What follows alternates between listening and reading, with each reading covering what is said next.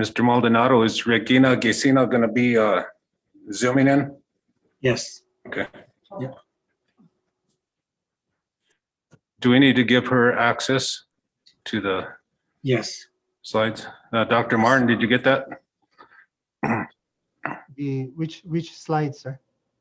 She's gonna have her own presentation. Oh, I'll let her. I'll make her co-host, so she'll be Okay. able to share. Okay. So it'll be her and Mr. Maldonado. And I have a list of And also, two other people: Sanjay, Art Tatum, and Jerry Trumbull for Blue Water, for Blue Water. Yes, sir. yeah. And then I'm not sure if Vance is gonna need the screen or not. It's probably just them. Yeah, I'll make Vance co-host as well. Mr. Maldonado, if your presenter arrives, you can make him or her co-host, because I might Right. not recognize the name. Okay, Her name- sounds good. I'll Her do it. name is Regina Gesina. It looks like Regina Regina. Okay. Regina Gesina. Gesina. Okay, sir. Copy. Thanks.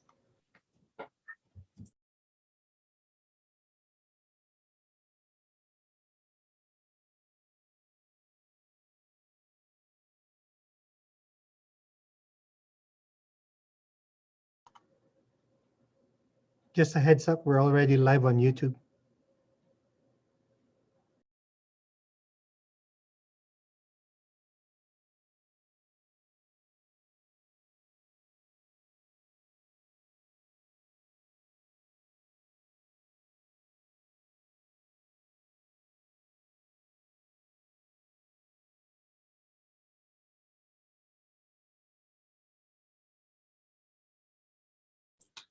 Do you have the latest numbers of on-site students by any chance for today and yesterday?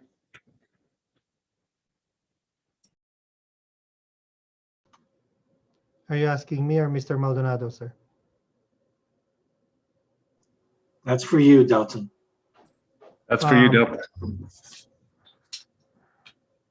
What do you call this? Miss Barsana said she was going to pull that up. I haven't heard from her yet, sir. They're working on it currently, according to Lorraine. So they're still in the business office, in the data office.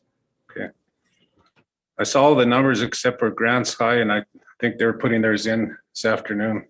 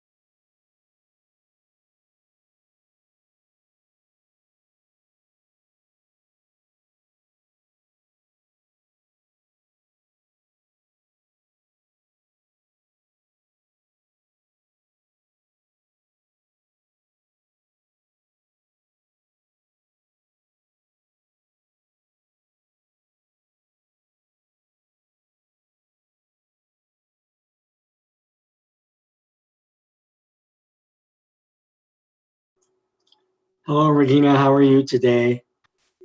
Good, Steve. How are you doing? Good. We made you co-host so that when the time comes, you have slides to present, you can share your screen.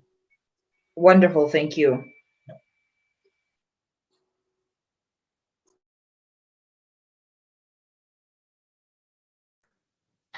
Good evening, Regina.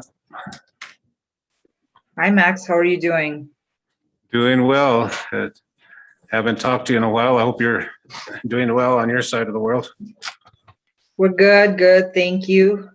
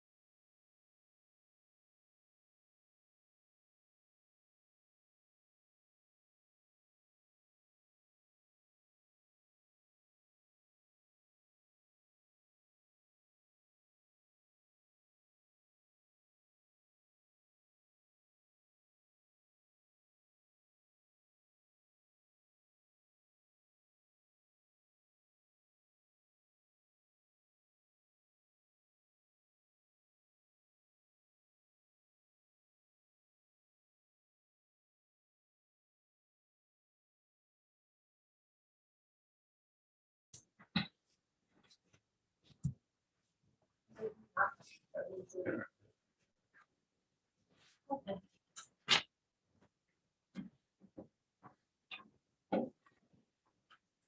afternoon, Mr. Jones.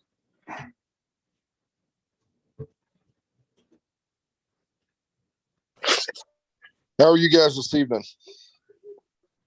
Doing good. Doing good, Mr. Jones. All good. How are you? Really good. Good. Trying to stay out of the wind. It's nasty out there. Yeah. Mr. Sandoval's not going to make it this evening. Okay.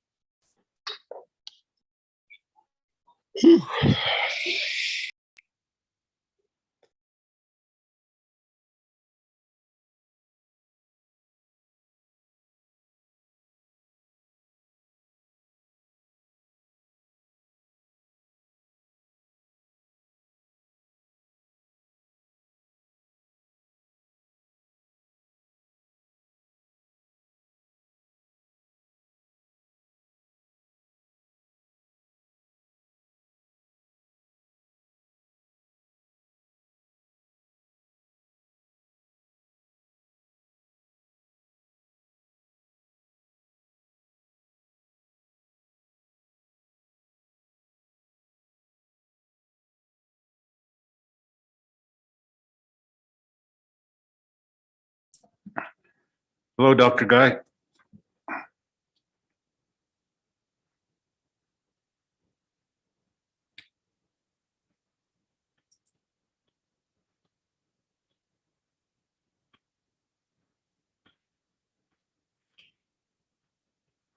There's several from the maintenance department people that keep asking me to have my husband to come work.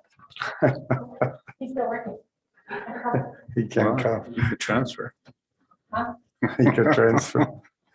We've got about 2-3 more months left of our Oh, is that- waiting.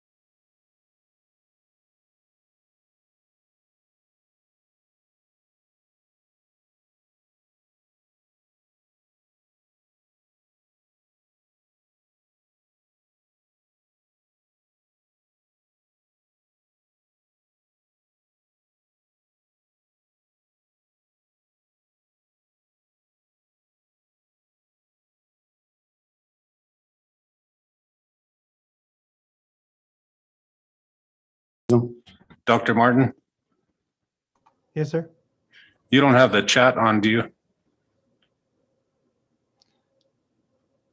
I can have it on. I can have it. No, we usually don't have chat on regular board meetings. Yes, sir.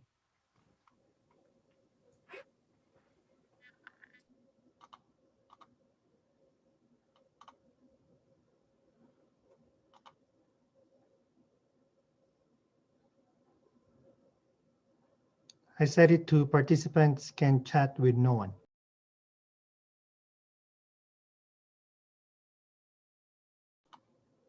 It's disabled, sir, though it shows, but it's disabled. Thank you. You're welcome.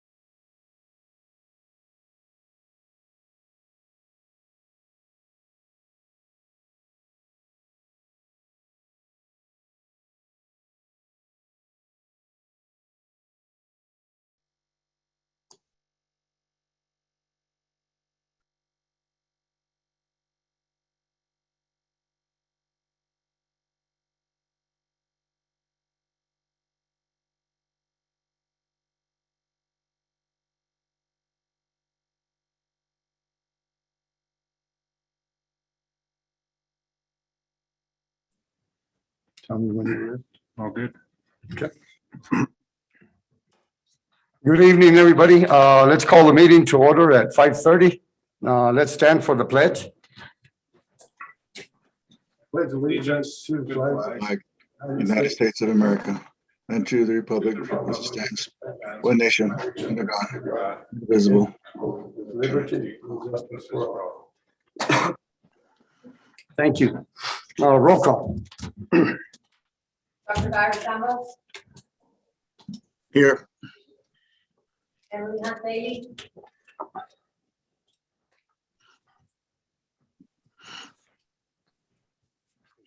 Twice. Emily Hunt Bailey,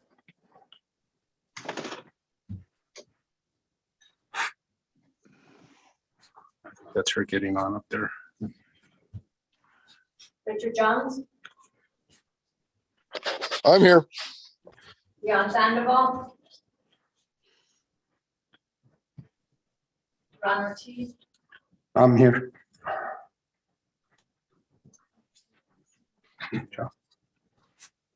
Okay, adoption of the agenda. Any changes to the agenda, Superintendent Perez? And if not, your recommendation? No, sir. Mr. President, Board, good evening, everyone. I recommend that we adopt the agenda as presented this evening. Okay, I need a motion. so moved. Okay, I need a second. Second. All in favor? Aye. Aye. Adoption of the minutes, Superintendent Perez, your recommendation. Mr. President, Board, I recommend that we approve the minutes of March 2nd and March 16th as presented. Need a motion? So moved. Okay, need a second? I'll second it. Okay, all in favor? Aye. Aye. Superintendent Perez, recognitions tonight? There are no formal recognitions this evening, Mr. President, Board. But I'd just like to acknowledge we had a visit by the Secretary of Education at the high school yesterday, at Grants High School. And just want to make a mention of how well it went with the students, especially. Students are very respectful, seem like they're very committed to their schoolwork. And the teachers were working hard with them. So just wanted to mention that as with the visit at Grants High yesterday. With that, there are no formal recognitions. Okay, thank you, Superintendent Perez. Citizens to address the board tonight. There's no citizens to address the board tonight. Presentations, Superintendent Perez. Yes, sir, Mr. President, Board. This evening, we have a presentation by our finance advisors, RBC Capital. And with us this evening is Mr. Regina Gesina, and I'll turn it over to her. Mr. President, members of the board, good evening, everyone. I'm gonna share my screen.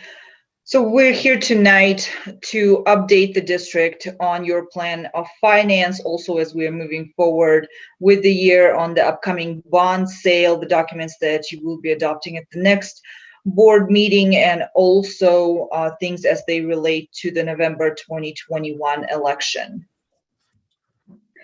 So here you can see is the history of your assessed valuation. The district have seen about 2% decline in your assessed value, which comes as no surprise.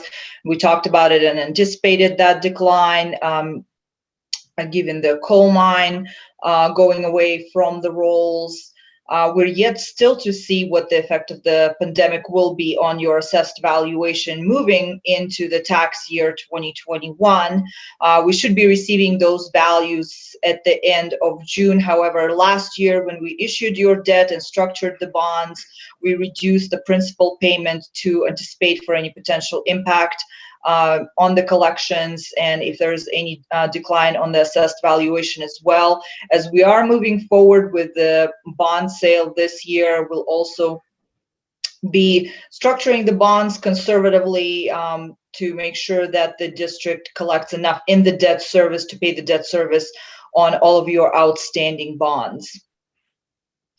Here you can see the history of your tax rate. As you know, you currently have in place your operational mill levy, your SB9, and your debt service, which consists of education technology note rate and also GO bond rate, for a combined debt service rate of $9.70. And we continue to maintain it at that level as we move forward, to make sure that your tax rate is stable as you continue to go out to voters and ask for additional approval on the GO bonds. Here's just the summary of your outstanding debt. So you have most of your debt still outstanding through public markets, and the last two series outstanding through New Mexico Finance Authority. From the picture below, you see that your debt will be declining gradually over time, and that exactly what allows us to continue going out for election and structure the debt in a way that allows the district to maintain the tax rate stable. So currently you have about 12.5 million in GO debt outstanding. We continuously are reviewing your debt for any refinancing opportunities, but as of right now, none of your bonds that are outstanding could be refinanced to generate savings. Here's just a summary of your plan of finance. So your last election was on November 5th of 2019. We did sell the first installment of that authorization last year. We're going into 2021 with a plan to sell additional 3 million, and the remainder to be sold in 2022, or as will be directed by the district. Your most recent SB9 election was held in February of 2016. Given the changes in the election law, we recommend for the district to go out for renewal in November of 2021 to avoid any lapse of funding.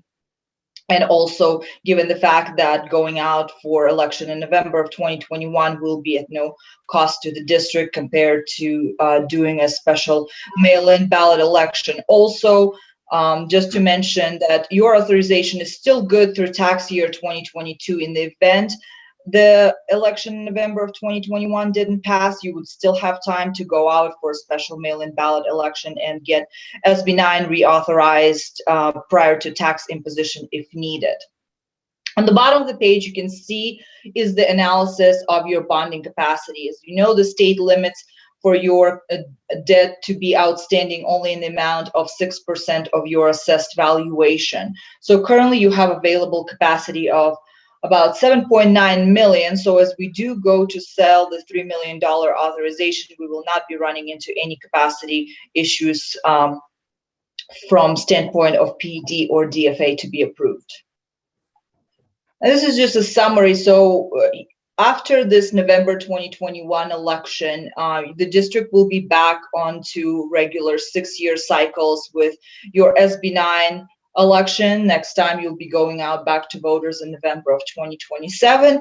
And with your GO bonds, you already are on the November cycle. So we plan the next election to be held in 4 years in November of 2023 and subsequently in November of 2027, unless the district chooses to go out earlier. And as we move forward with the sale of the bonds at your next meeting on April 20th, you will be presented with the documents for the district to proceed with the sale through New Mexico Finance Authority, as we have done in the past, as it presents the most cost beneficial option for the district to sell the bonds. At this time, the New Mexico Finance Authority Board will be reviewing the application at their April 22nd meeting. We will be setting the interest rates subsequently on April 26th, with the superintendent signing the documents on April 28th, and the funds will be available to the district on the requisition basis starting on June 4th of this year. And at the same time, at your next meeting in April, you will be presented with the election resolution to go out to voters for reauthorization with your SB9. Given all the changes in the election law, we recommend for the district to approve the election resolution in April or May at the latest to make sure that we comply with all the deadlines set forth by the state, DFA, and PED for November. And also in the back, I have included some information on the markets and the interest rates. We're still in the historically low interest rate environment. So obviously the district is expected, if we are proceeding with this timeline, to be borrowing at historically low interest rates. And we're waiting to see if New Mexico Finance Authority will qualify the district, same as last year, for disadvantaged funding, meaning that you will receive up to 10% of your loan at 0% or 2%, which definitely will reduce your overall cost of borrowing and provide additional capacity for layering some debt in the future. But with that, I'll stand for any questions. Mr. President, Ms. Gesina, looking at that 61% bonded to capacity, my question is, considering all the factors, and is that a healthy place to be with with that number?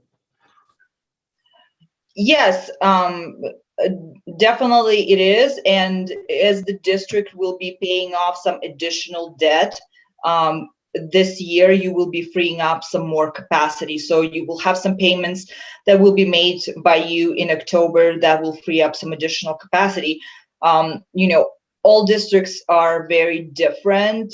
Some are, almost 100% bonded to capacity and just barely freeing up capacity year in and year out to issue debt. Others have been bonded only, 10% to capacity. So I think that where you are at is pretty average.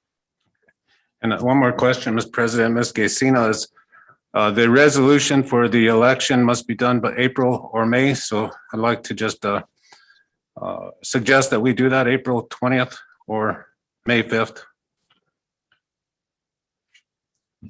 Yes, that's correct. And your legal counsel, Art Melendres, with Module Law Firm, will be working with us on preparing all of those documents and making sure that we have everything filed timely.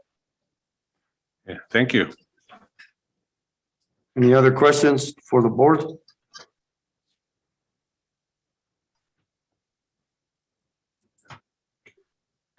Okay, if not, thank you, Regina. We appreciate that.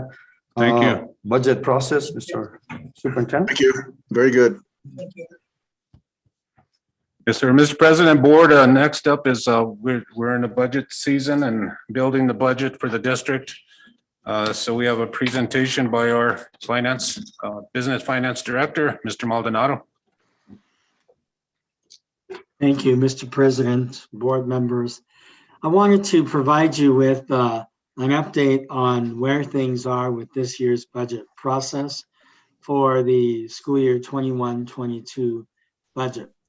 I only have a few slides, but I want to share with you some of the issues and deadlines that we have for this particular. So I'm going to, so we found out during spring break of our new calendar for this year. Last year, we were able to present our budget and upload it in May, the end of May. But the PED routinely rotates the deadlines, and so it's our turn to be the early birds.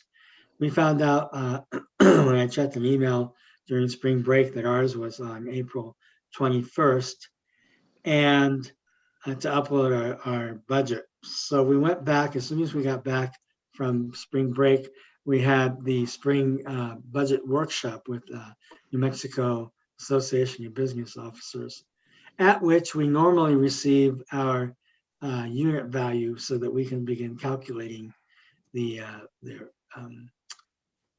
operating fund, the SEG from the PED. However, we didn't get that this year, and we still don't have it. I just checked before we went online, excuse me, pardon me, and it's still not available. However, we can still work on some other schedules. We're just going to keep moving forward on that. So today we're outlining for you the process for how we're going to update the board and how we're going to move forward. Tomorrow we have a consult with the Acoma Pueblo And our accountant's also working on updating our fund balances so we can get our cash report done. So we have the latest and greatest information. So we know going into this budget year just exactly what our cash position is. On Thursday, the 8th, we also have an employee forum. And that evening, we also have a parent forum. And the idea is to present our ideas with where things are with the budget so far. Also to share, excuse me, to share with the key stakeholders the issues and some new sources of funds. On Friday, we're supposed to get from our HR department our staffing needs by site. We'll be updating our benefits budget because the medical did go up about 6%. So there's going to be an increase with that. It's also a 1% increase with the employer portion of the ERB, the Employee Retirement Board. On April 14th, we have scheduled a consult with Laguna Pueblo. I'll be working also with Mr. Martin to make sure we have all of our federal awards as closely as possible. And we had planned on April 16th to review that budget with the Finance Committee and with Superintendent, and then April 20th, bring that to the board for approval. But it's a rather tight, compressed schedule. So this afternoon, we talked to our budget analyst, Sarah Cordova at the PED. So she extended our deadline. So we still have to upload a preliminary budget on April 21st, just as a placeholder. And then we'll be able to give on Tuesday, the 20th, we'll be able to present a more formal report on the budget for you to review without the pressure of having to approve it that day. And then on Tuesday, May 4th, I'm asking if we could then present the final budget to the board for approval. And then the following day, we'll just re-upload the approved budget. So a little bit more breathing room for us, right? Gives us more time to visit with key stakeholders to solicit ideas, excuse me, and to incorporate those ideas into the budget. So we have, as I've told you before, maybe if you remember, we have 35 different funds grouped into broad categories. They include operating restricted funds, some capital funds, and then debt service funds.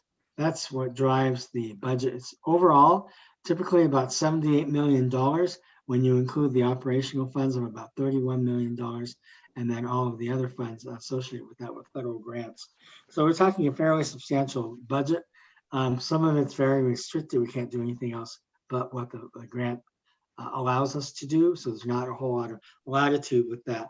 This is what I'll be explaining during the workshops that I'm having, the forums, just to ensure that as we go into this, people understand how the school budget works and where we can and do have latitude. In the operational fund, which is the 11,000 fund, 90% of that fund goes to staff salaries and benefits.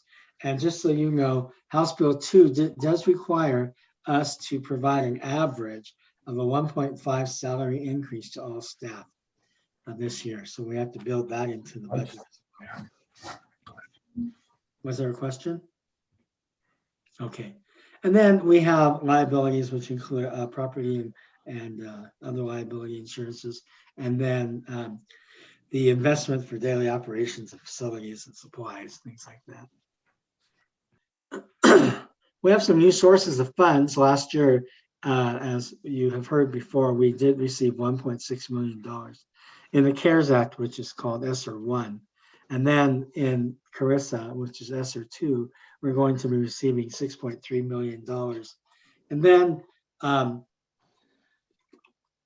some significant movement in the impact aid payment in lieu of taxes, the pilot program. So we did hear that we did win the district was party to one of the lawsuits, and we did win for 1920.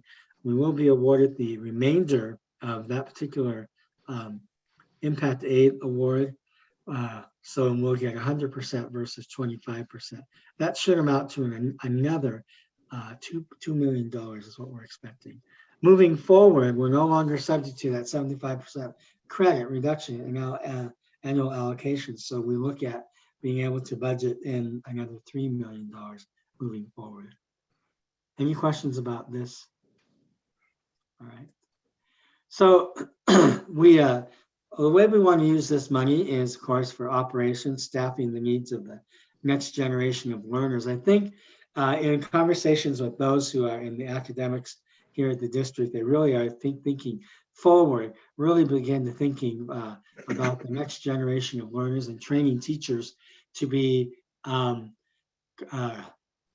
very well trained and competent in online learning, as well as reaching out to teachers to work on providing comprehensive cultural sensitivity and awareness so that they can relate to all students on their level and have more information about how to do that.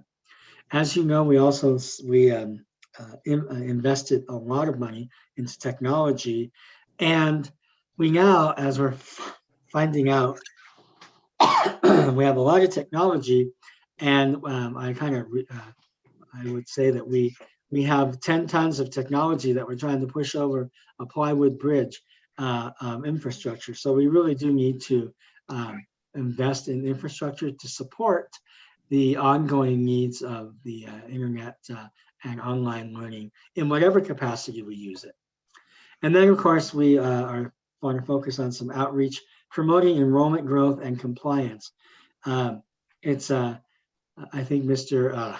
Perez has made it very clear to the staff that he wants us to really begin to focus on complying with the Yazzie-Martinez regulations in terms of what we provide, not just adequate education, but outstanding education that is built for the 21st century and beyond. So we want to focus on being able to do that in this next coming year. We want to put some funds towards that. And then, of course, we want to begin to foster innovation and some ideas by providing incentives to create new education delivery models. It's clear that this last year, if we learned anything from the pandemic last year, is that it's no longer business as usual. So we need to begin to think in a different framework of how we want to deliver education to our students. Then with the CRRSA funds, we sat down and with the executive team and others and began to think about where do we want to focus these efforts for these funds. And so of course, we have some building improvements.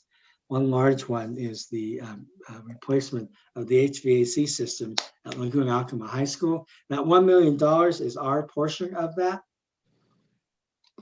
We estimate that to be between $2 and $3 million overall, but we'll get some help from financing authorities. We also need to invest in another $600,000. Next month. We also need to invest in another. Yes, ma'am.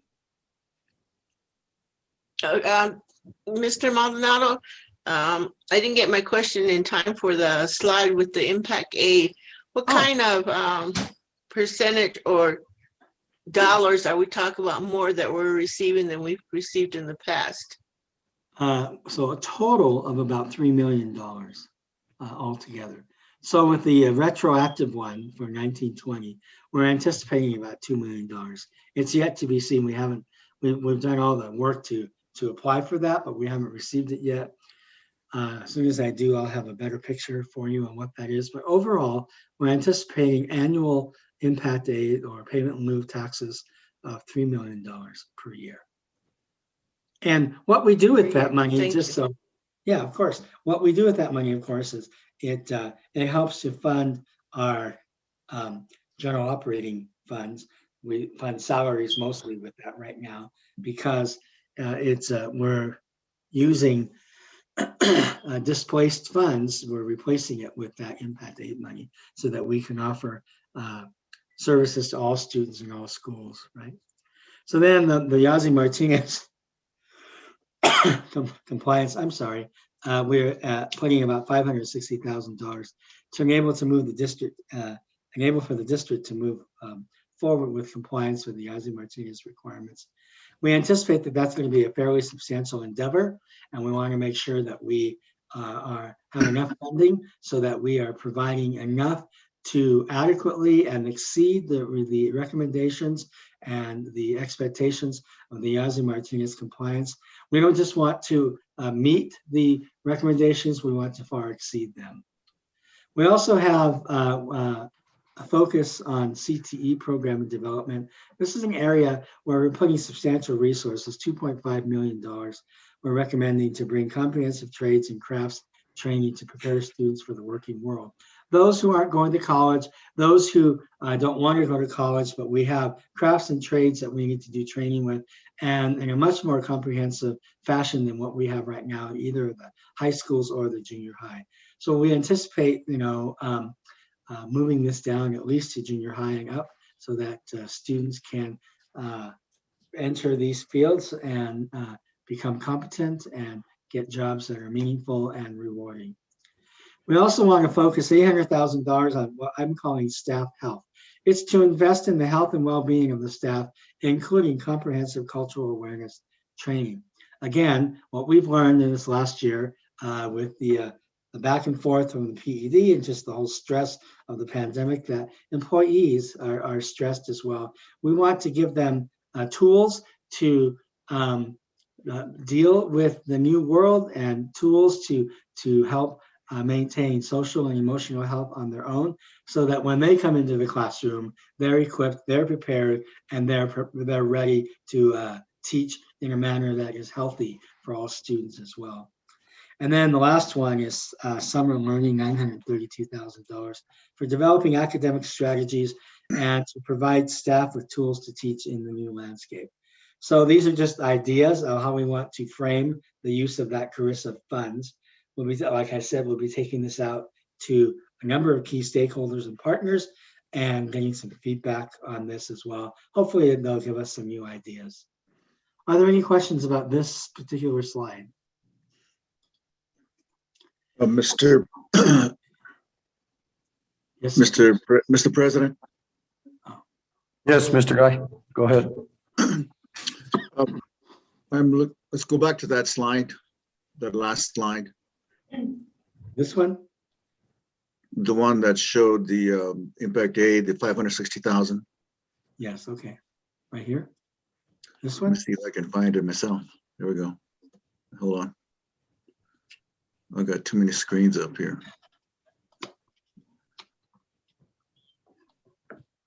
I think the board and our stakeholders would be curious as to how we're going to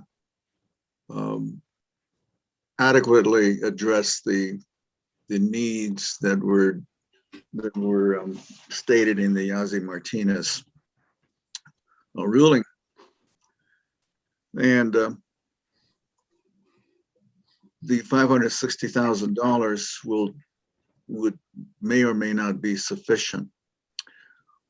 So we'll need to have the district explain how we will do our part in addressing the ruling. I think that we already are committed to addressing the severe educational needs that all of our students have, especially after the COVID era that we've been going through.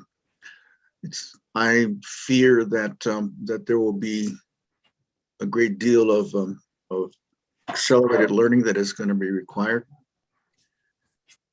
And for us to do that, we will need to have creative ways in which the classroom instruction will be dramatically improved, along with a real clear focus on the curricular resources, the resources that we're going to be needing to address those needs of the students.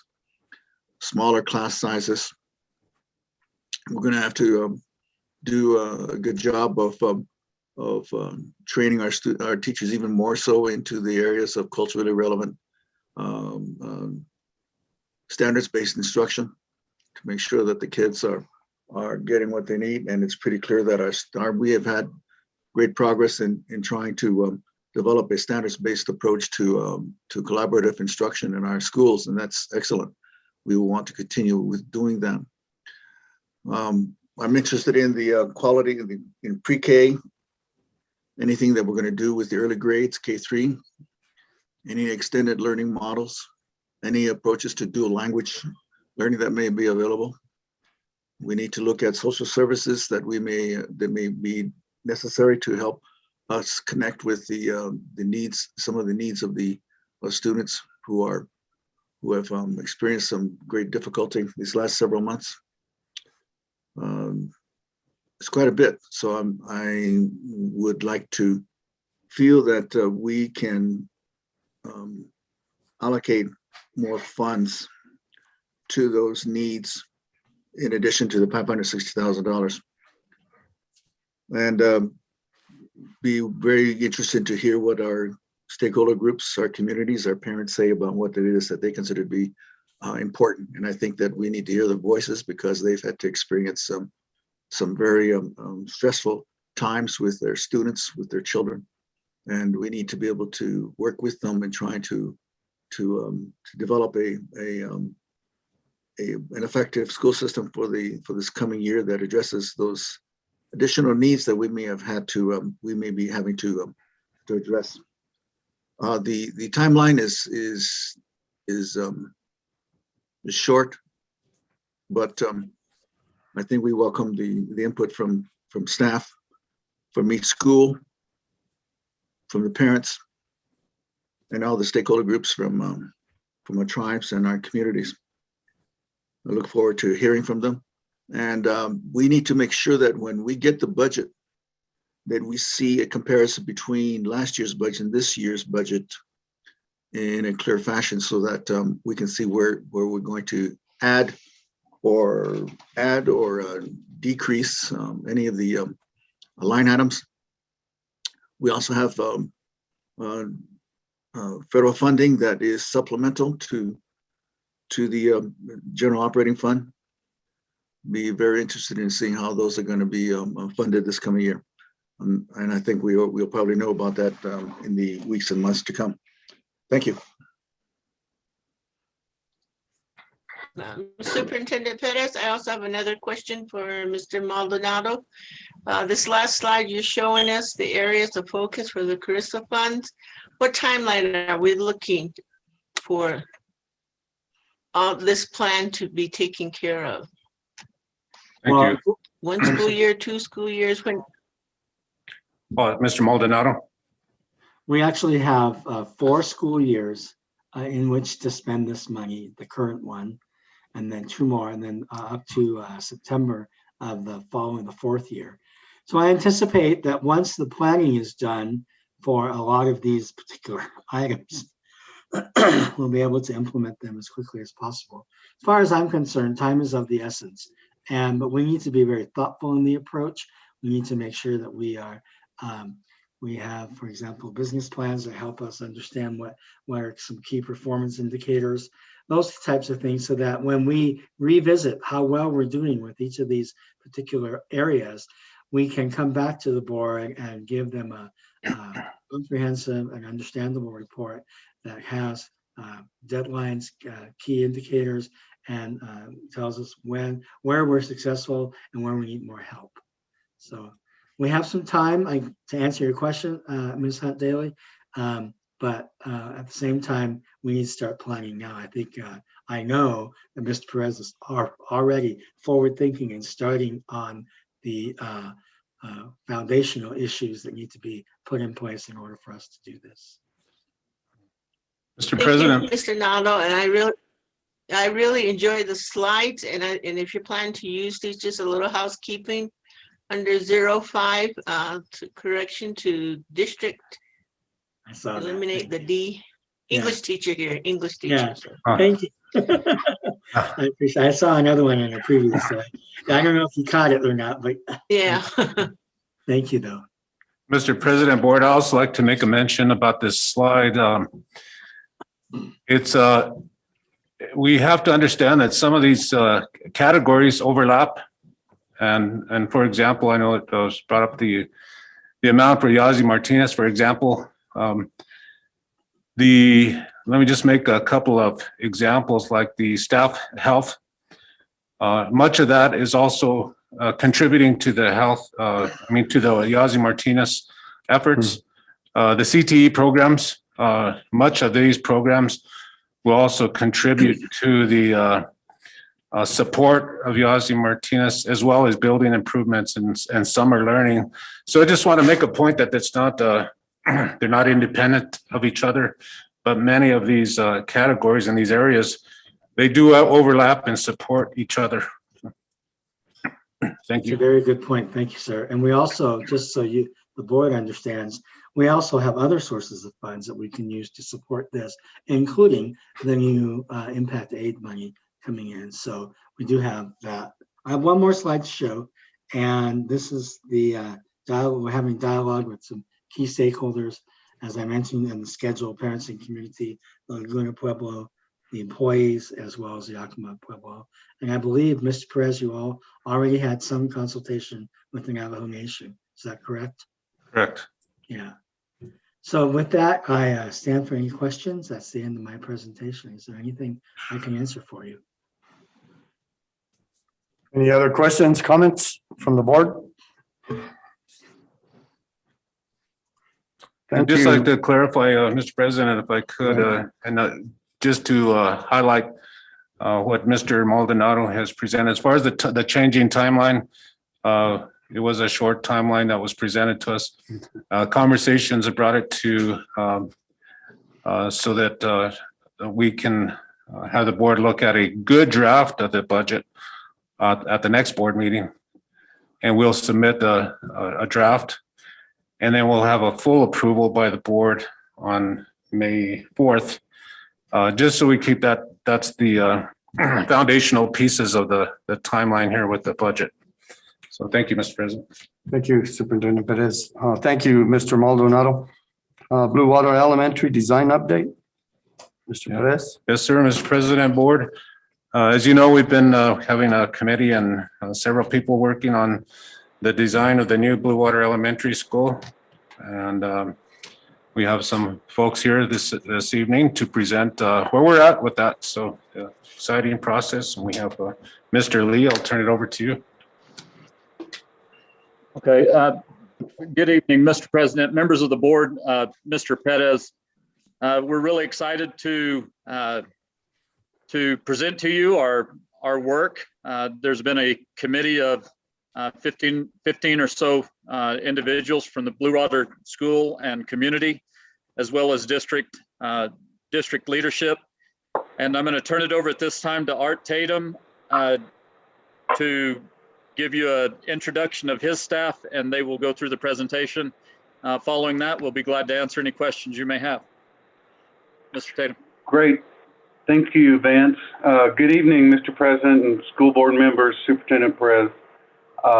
We are very thankful and excited to be designing Blue Water Elementary School with your community. You have a great building design committee. We've really enjoyed working with them. It's hard to believe, but we actually started this project back in had our first kickoff anyway, November, I believe, of 2020. So we've been at it for just a little bit. Again, my name is Art Tatum. I'm president of FBT Architects. Sanjay, why don't you go? Sanjay, you muted. Sorry.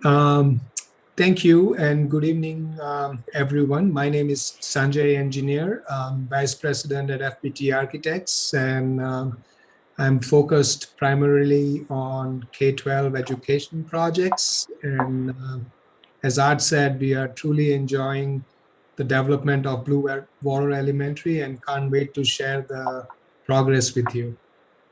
Jeremy? Good evening, everyone. I'm Jeremy Trumbull, a principal and project manager at FBT, and I echo what Art and Sanjay said. Excited to be part of this team and this exciting project and the new look for Blue Water Elementary. We've got some exciting stuff to show you this evening, and thank you for having us. So with that, Jeremy, if you would put up the presentation. We are wrapping up schematic design at this time. So just a quick overview of how the process that we've been through so far. We started, like I said, back in November. Sanjay, we And, lost you. oh, yeah, I believe we did. Can you see the screen? We can see. No, we see the invitation. We don't see the presentation. Oh, There you go. There you go. Thank you. Okay, so we did a quick analysis of the site, looked at it for, the things that affect the site, such as solar orientation. How do we look at wind and protection from especially west winter winds? We looked at grading and drainage. We looked at how the site is accessed. Again, north is up. As you see, Center Avenue is on the north side. We also looked at the existing school, and we looked at ways of doing additions to it, redoing the existing gym, or do we explore the rest of the site and come up with multiple options and then demo the entire existing building. So with that, a few of those that we looked at, and I'll just skim over these, but we looked at different ways to add to the north and the east, and one where we added all the way to the east, or a couple to the east. All in all, trying to keep the existing gym, looking at how that affected the site. What the design committee came up with, what we all decided on, was that the best alternative was to do a brand new school at the north end of the site, entered off of Center Avenue. With that, JT, I will turn it over to you. Awesome. So this is our current site plan that we are working with. We presented a couple weeks ago to the building committee. And Sanjay, if you'll point for me as we go through, I'll start on the south side. You can see the demolition of the existing building is kind of the dashed red line. That kind of defines our northern border and where we can build the new school in orange just above that graphic. We are planning to maintain the existing parking lot on the south and allow overflow parking and some additional parking for events in that area. From there, we're connecting to the new school with a new service drive. So that service drive will serve buses on a daily basis as they come and park and drop kids off there and then exit out onto Center Street that direction. But it'll also serve the community. There are lots of walkers and bikers that come from the community. And instead of sending them around the neighborhood in through other streets of the neighborhood and then having to travel down Center Avenue, the committee decided that a connection through the school and maintain that pedestrian access from the south side of the site was going to be critical. So I'll zoom in. Sanjay, go to the next slide and we can zoom in on the school area a little bit. Service drive again is off to the left. So access for other services. We've got full-size delivery trucks that come in that area, so they'll be able to pull straight through the site. We don't have to have lots of big turnaround areas, so a real safe and separate circulation for them. Parents will come in through kind of the center area and drop off in front of the school.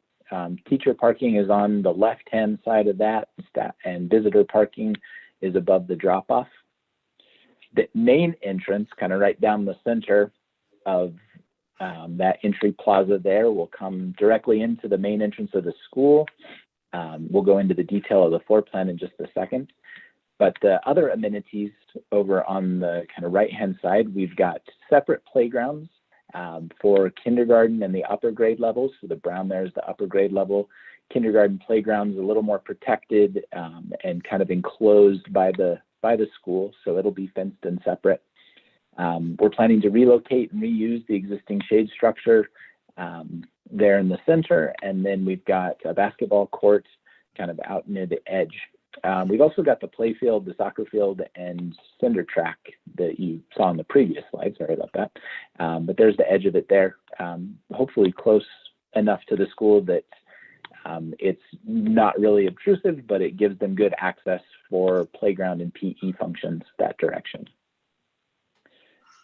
So popping into the floor plan. Jeremy, if I can quickly add one more thing. The main entrance to the school is from Center Avenue, and it will be control point of entry right in front of the new entrance to the building, allowing for visitors to have access to parking. And as Jeremy mentioned, parent drop off and pickup that would be separate from the bus drop off and pickup. And then teacher parking that is also separate from rest of the vehicular circulation. This provides appropriate separation, but also adequate safety for movement of all the vehicles. Go ahead. Thanks, Sanjay. So from that point where Sanjay was just describing, we've got our main vestibule on the north side of the building there. So good access from those parking areas as well as the drop-off areas into that zone. We've got a secure vestibule, kind of following some CPTED guidelines. That's crime prevention through environmental design guidelines for a good vestibule with kind of a bank teller type setup for the main entrance. So visitors will be asked to use that vestibule to sign in as a good safety security measure, but also as kind of a new COVID protocol. They won't be allowed into the rest of the facility until they are screened and then allowed entrance through a buzzer controlled door, either there through the double door or into the reception area if they're there to visit staff. So the admin is in the yellow area off to the right, and we've got a full administration. We've focused quite a bit of attention on the nurses suite, knowing that that's a kind of new standard in today's time. We've got a small isolation room with direct exit out of the facility, so that kids that do come in and have some COVID symptoms or might just have a fever, they're allowed to isolate and then directly exit out of the facility to the drop-off areas for pickup.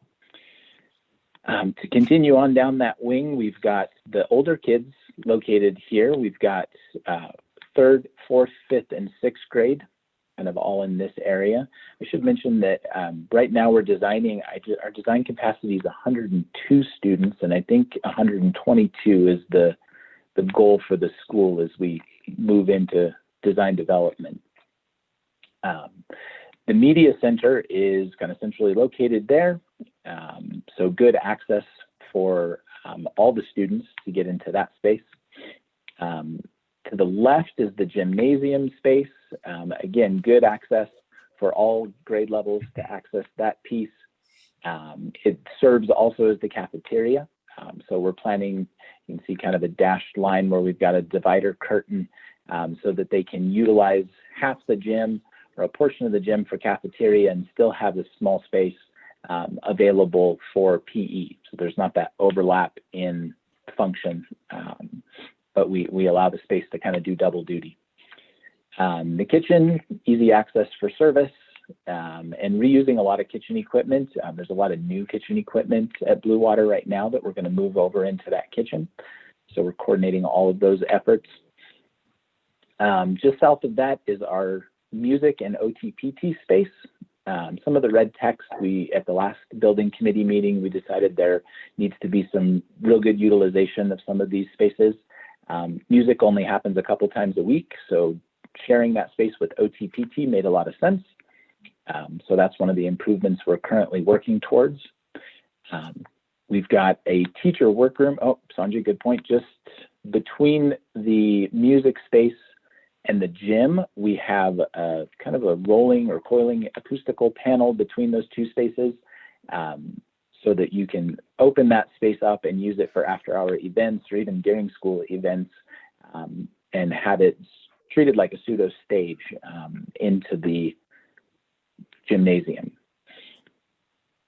Back into the school, we've got a workroom, that last yellow space that's centrally located. That's like the teacher workroom, break room.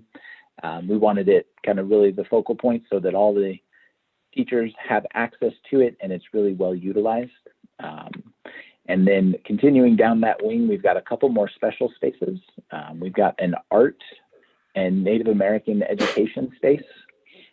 Across the hall, we are going to make a single space out of those two functions. There'll be a testing in Title VI. That's another shared function that was identified by the school. Title VI will utilize it primarily, and the testing will happen kind of on an as-needed basis. The last green space is a special education classroom dedicated with restroom in that area. And then we've got the younger kids at the end of this wing, kindergarten, first and second grade. The kindergarten space will be set up a little different and have access to that restroom in the classroom, sized appropriately for those kindergarten students.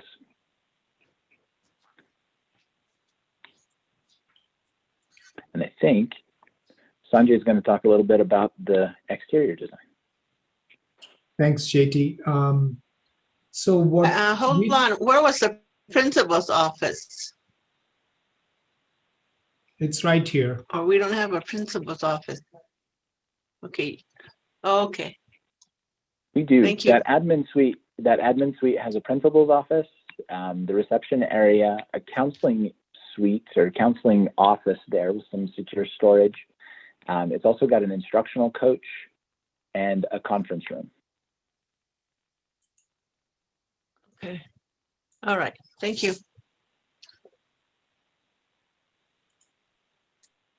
Okay, so we want to quickly share with you the building's exterior materiality as well as architecture.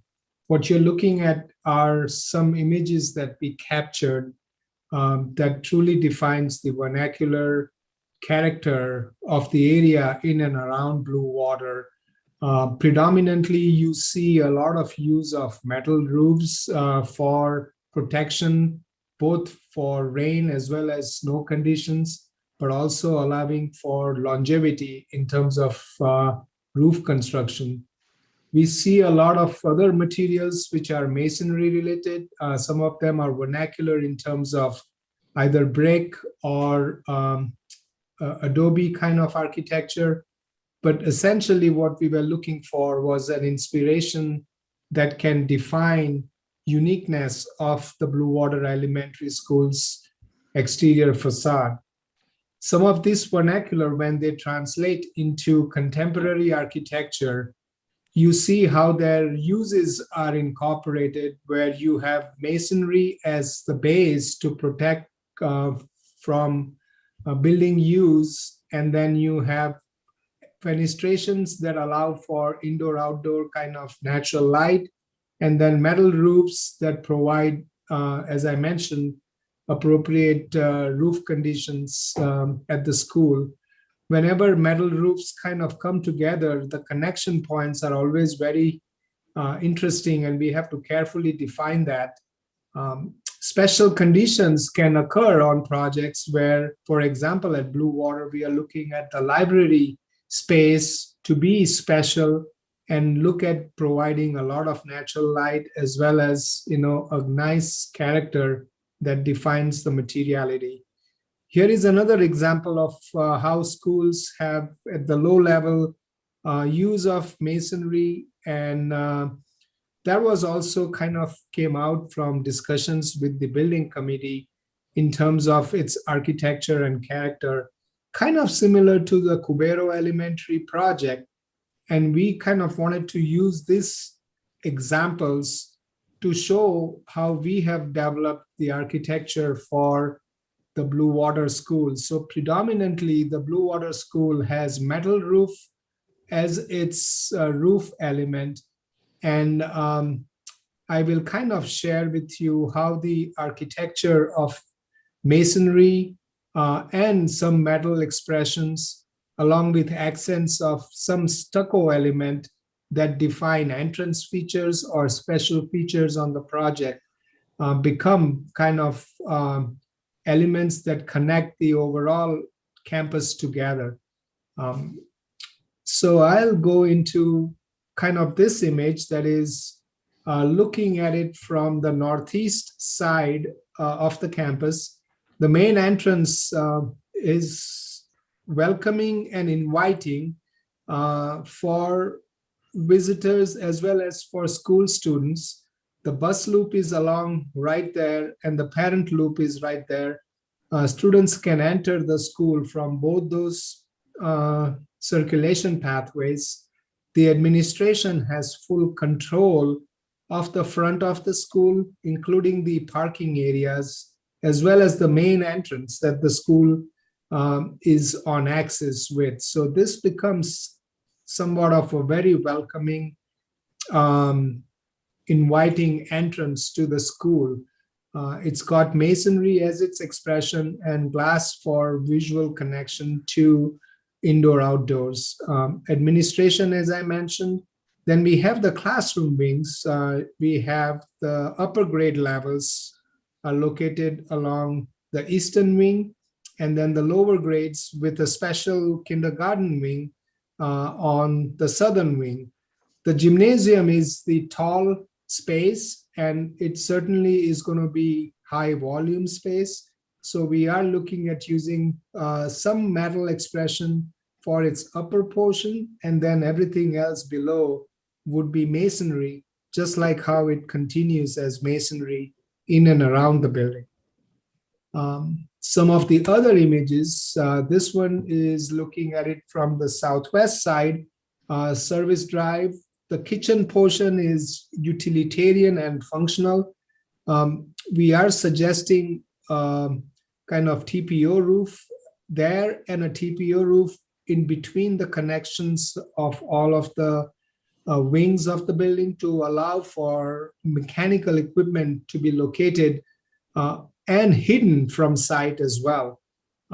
Here is the music classroom that will open up to an outdoor patio space for indoor-outdoor learning. And then location of the kindergarten playground adjacent to the kindergarten wing, upper playground, which will be adjacent to the upper wings, and then the library space, which will, as I mentioned, have a special kind of feel to it. So as you can see, the overall architecture is a balance of using kind of local vernacular metal roofs as an expression. We are looking at kind of pitched roofs with a steeper pitch, unlike what you might see on some low sloped metal roofs. And then tying it with elements of windows for natural light, masonry for building protection, and stucco accents at entrances. Here is another image that looks at the building from the southeast side where the playgrounds are located. The library, which will have abundant natural light facing south predominantly throughout the year. And then the kindergarten wing, as I mentioned, having a special location at this corner. And then this last image is looking at the building from the northwest side. The gymnasium becomes a prominent feature from this angle. It certainly has a tall kind of volume appropriate for use of PE function as well as basketball function inside the space. This will have an exterior exit that comes out, which could also be used from the bus drop off and pickup for kids to enter the school at that point. And then windows that will allow for natural lighting into the space for protection as well as for energy code compliance. So with that, we are open. Well, I guess we have one more slide, Jeremy, which is the schedule. You're going to talk about schedule and then we can open up for questions. Sure. We are moving our way through schematic design. We hope to submit schematic design here in the next couple weeks. April 15th is our target. So I guess that's a week from now. We'll hope to submit schematic design through PSFA's process. And they usually take a couple weeks to review and approve. We'll move into design development as that progresses. We've got about 6 weeks to really nail down all of the building systems and materiality for the project. And then construction documents, we anticipate 8 weeks. We're hoping to submit for permit around the 8th of July and have our contractor on board by the end of August. We anticipate about 10 months of construction into July. We've got some contingency built into this schedule. As long as the new facility is up and operational by July, the contractor may have some additional time to move and do demolition of the existing facility after school starts in the existing or in the new building. So I think we've got a good schedule going at this point, and we should be able to maintain and get everybody in the school by July of 22. With that, we are open for questions. What was the square footage of the facility that we settled on finally? So the new building right now as designed 23. is 23. 23? 23,000. 22,959. Okay, I'll settle for 23. That's good.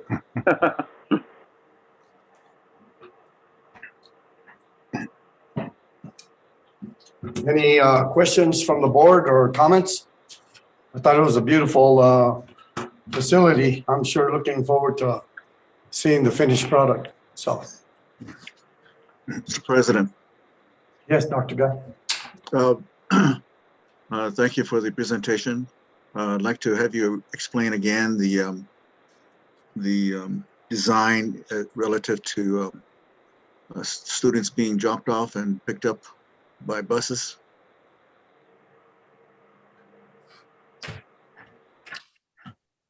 So the buses are going to enter the school from its current south access point. Right now, the school has a loop road that actually connects somewhere here and then exits out.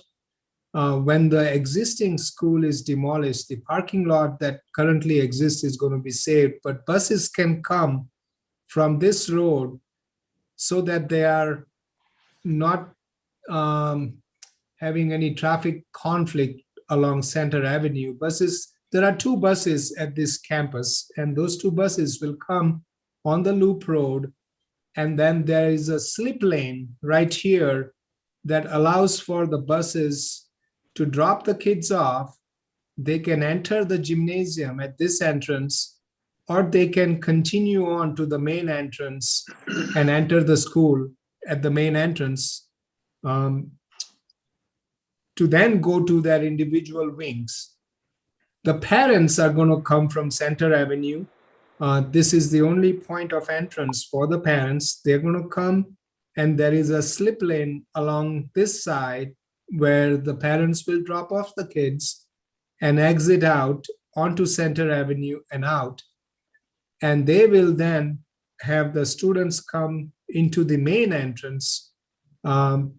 Presumably, all students would enter the building at the main entrance and go through the administration before they enter into their wings.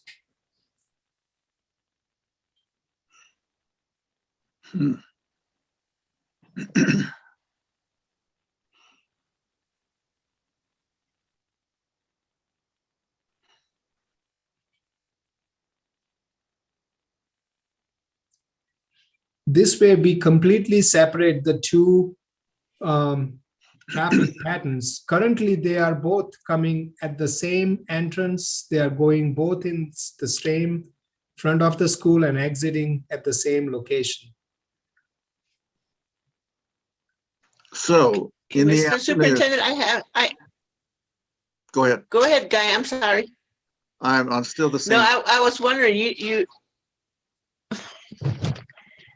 Okay, the question I had was how does this fit into that active shooter scenario? I know we, knock on wood, haven't had that occurring in any of the states because of the pandemic, but I know we had concerns with so many windows and so many entrances as far as keeping our kids safe, not only from the pandemic, but from from these active shooter situations? Yeah, so the main goal here is to have one point of access. If you can, that point of access is controlled. There's eyes on the entry from the admin area, and especially when kids are coming in the morning, there will be people on site that limit access to the building, and that will be the only access. So clear visibility, single point of access.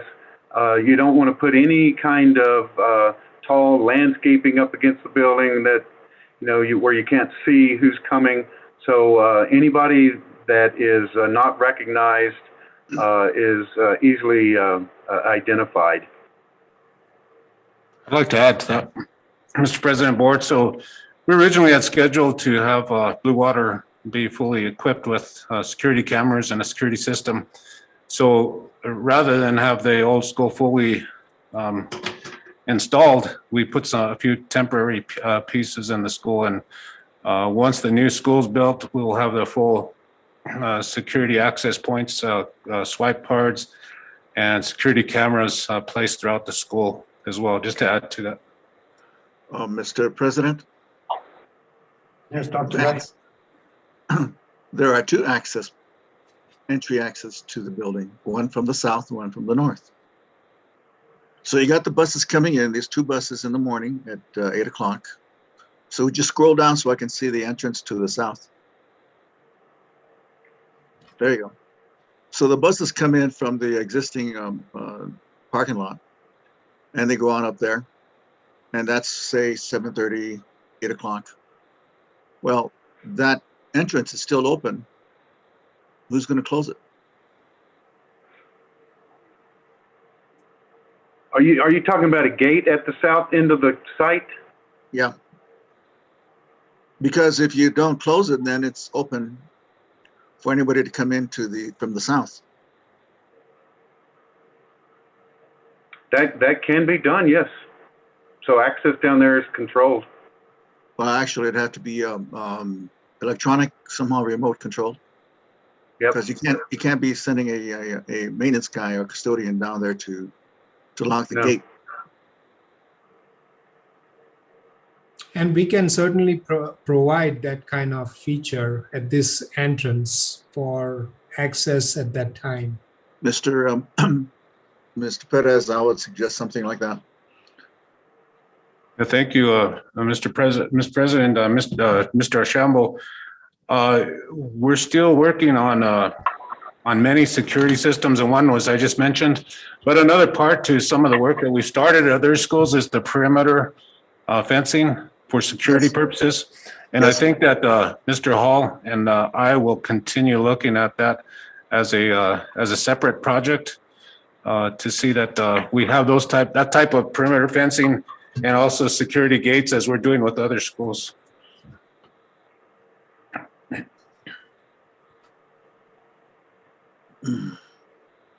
And I'm not sure if that would be part of this project or not. That was just from my perspective, but I do know that we'll continue as we work through our security and safety, continue looking at the perimeters of all schools, and then this would be no exception.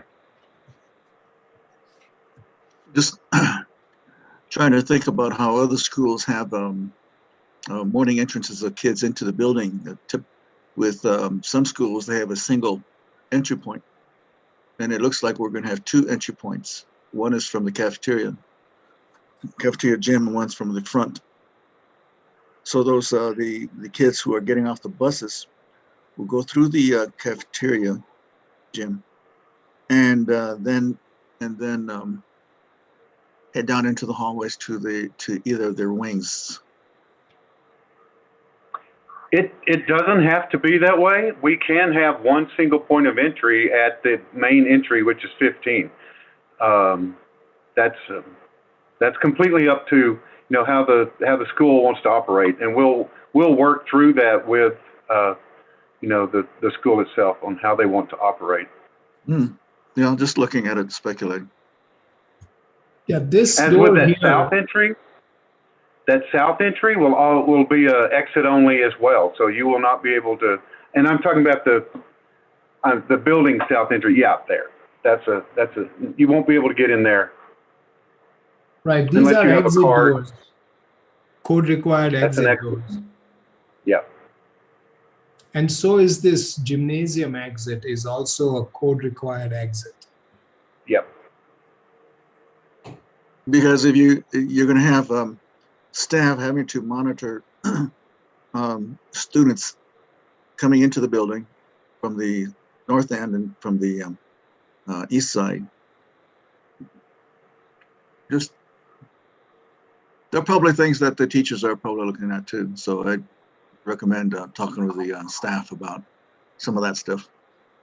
Exactly. And there should be a plan put together that identifies all of these issues. I'm sure.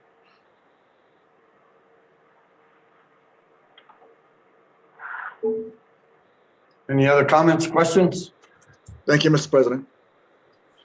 Thank you, gentlemen. Mr. Great President. presentation tonight. I'd like to just make I have Thank a you. couple, Thank you all. couple of acknowledgements, Mr. President and Board.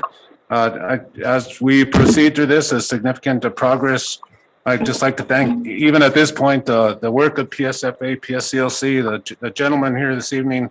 The design committee put several hours in many meetings working through this.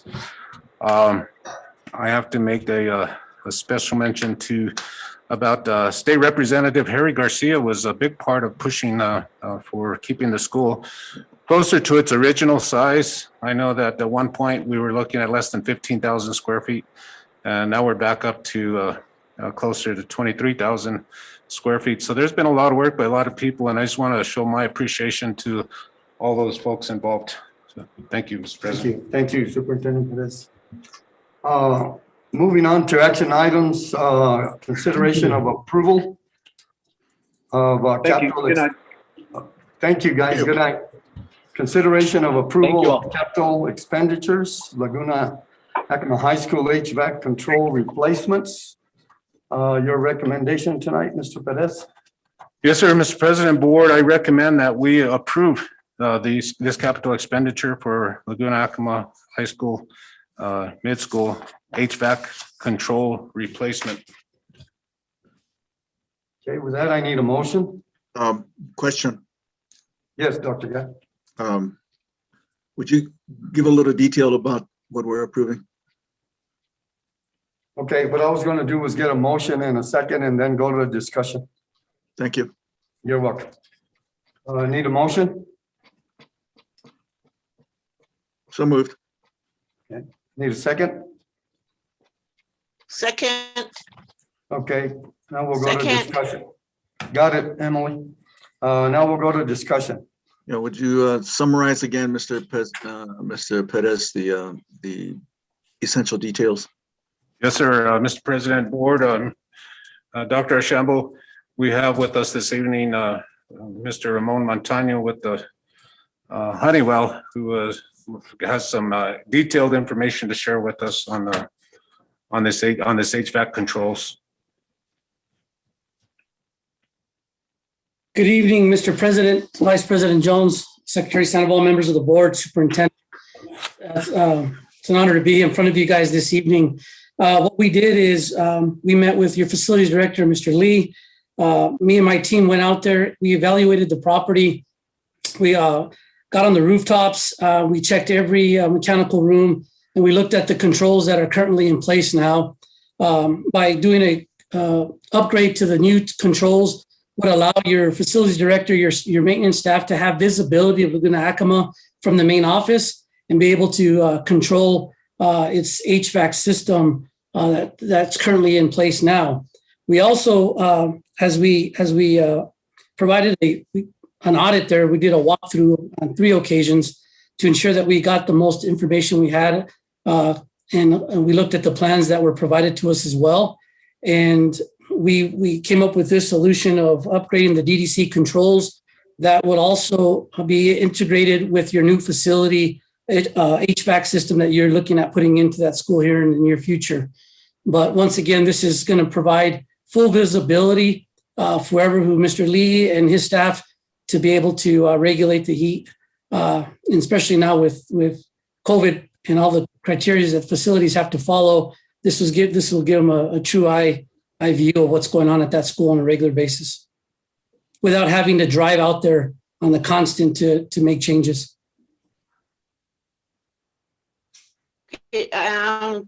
President, question. Now, when you said that main controlled by the main office, are you talking at the Grants main office? Or are you talking at Laguna Acoma main office? Both have visibility of it, but I think it's important that, the facility director at any time can look into some of those issues. And it's going to save him a lot of time to have to drive out there for some of the routine things that he could adjust from his office. But whoever he decides to give that visibility to, most likely principals or facility or managers or custodians there at the school, that'll have visibility as well. The reason I ask that is that in past years, anybody that's worked there, including myself, and had kids, students there, including myself and other parents, found it very difficult that every time that, because the weather is so different from the Grants area to the east side, that when it's snowing in Grants, it's not snowing in Laguna, but we have the heat going on blasting us, and we're melting in the classrooms. And then on the other hand, when it's cold and we've got snow, Grants area has nothing. And so then we're freezing on there. I've been there on several occasions where I watched in the hallways and the kids were actually wearing blankets and headgear just to stay warm. And so not having the ability to shut down the heaters or turn them on seemed to be set the school at a very disadvantage. And as a former staff member, bringing in my own fans and then having blankets and jackets for the kids, you can see where I'm coming from. There has to be some central location at the school that this doesn't require somebody 30, 40 miles away to solve that problem.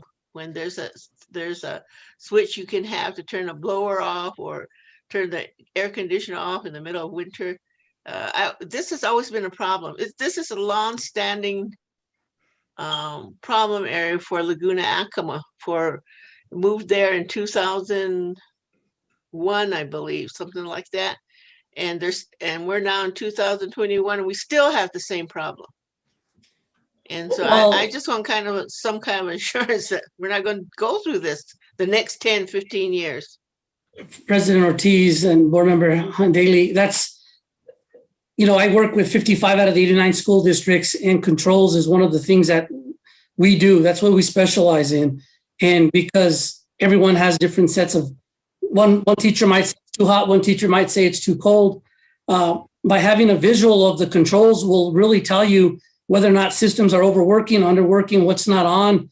They'll send alarms to the people that are set up to get those alarms. And so everyone that Mr. Lee sees fit to have access to that will be able to have access to it.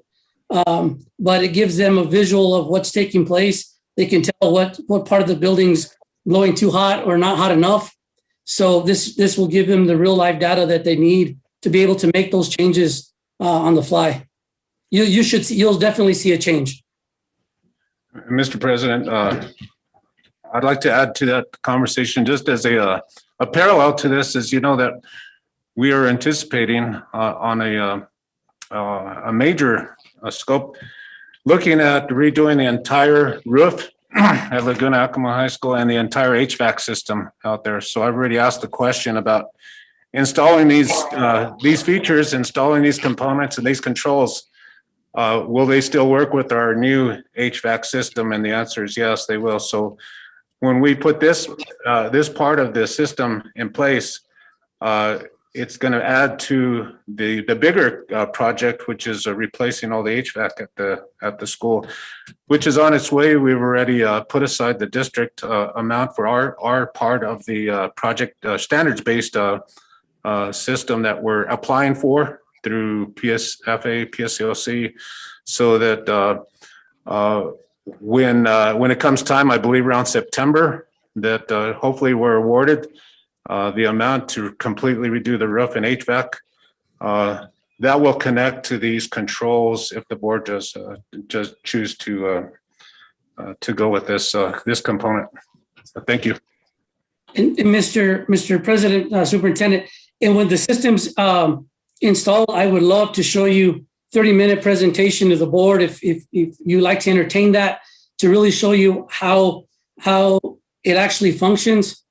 That way that you guys could have a true understanding of future projects in the future there that you guys are going to oversee. I'd be delighted to go down there with my techs, show you. We can even jump online and do a presentation online to show you what we're looking at and what you're able to see via the controls. Thank you, Mr. Montano. I'm going to take yours and Mr. Superintendent Perez's word for this, because when my great-grandchildren go to school there, I don't want them coming to me saying, "Grandma, can you buy me some blankets because it's cold at the school?" Okay, No, if there's your word for it. Board member, Mr. President, board member Daly, if there's any deficiencies, that school's gonna see me on a regular basis. So I established that not only with your facility director, superintendent, but the principal, because I want to know of any deficiencies. That way, the alarms are already going to tell us that there's some deficiencies if there should arise. But a lot of times, I check in once a week with my schools. I feel it's important.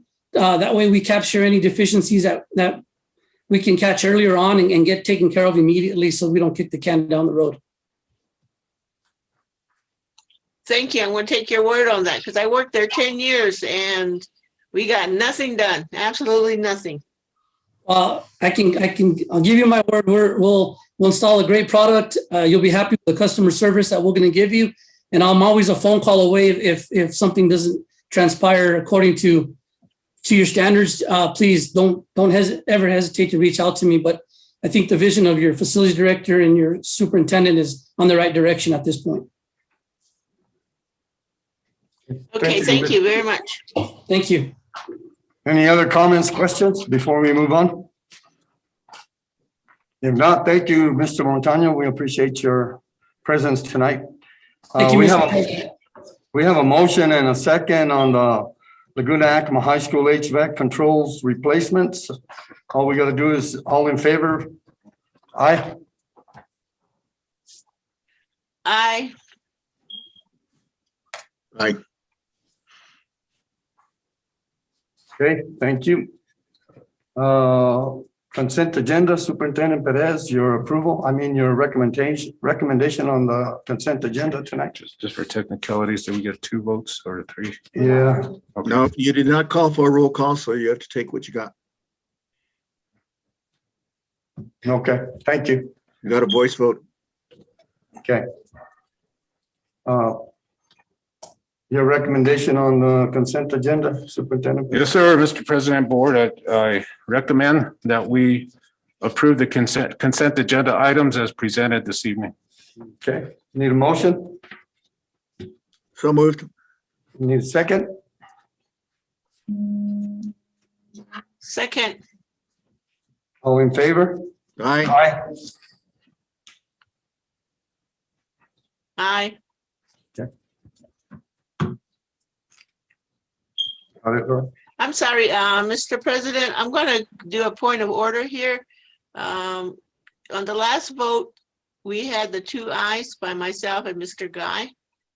And myself. In order for the motion to have passed, that we need and yourself. Okay, I didn't hear that vote. Okay, thank you very much. Okay, thank you, Mrs. Hunt. Okay, Superintendent report, Mr. Perez.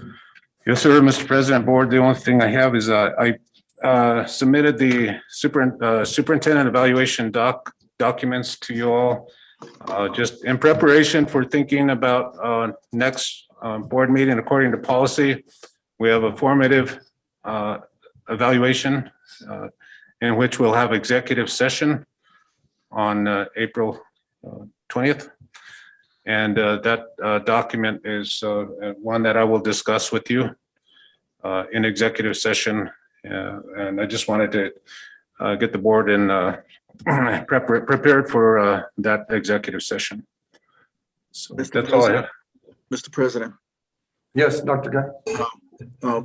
another point of order. I think we need to clarify what it is we're going to be doing on our voting. I would recommend that we do roll call votes in the future for these items that require an official vote instead of trying to figure out who asked who said aye.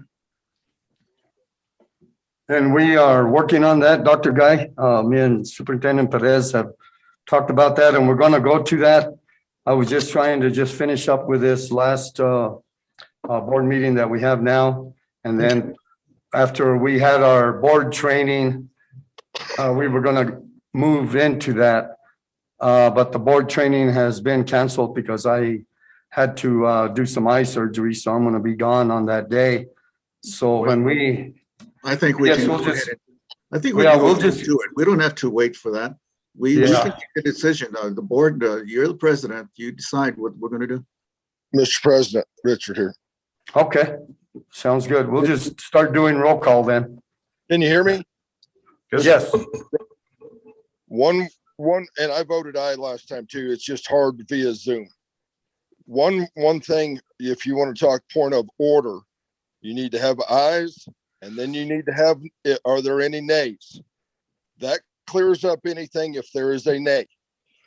Like I said, when everybody, I voted aye a while ago. We just talked at the same time, which is easily, I mean, that happens very easy, not on purpose. right. But if you're just going to do a regular vote, you need to ask for the ayes and are there any opposed? That clears it up if you have enough ayes and no opposed, or if you have no opposed, it passes. You do what you want, but that's a way to clear it up without having a roll call vote.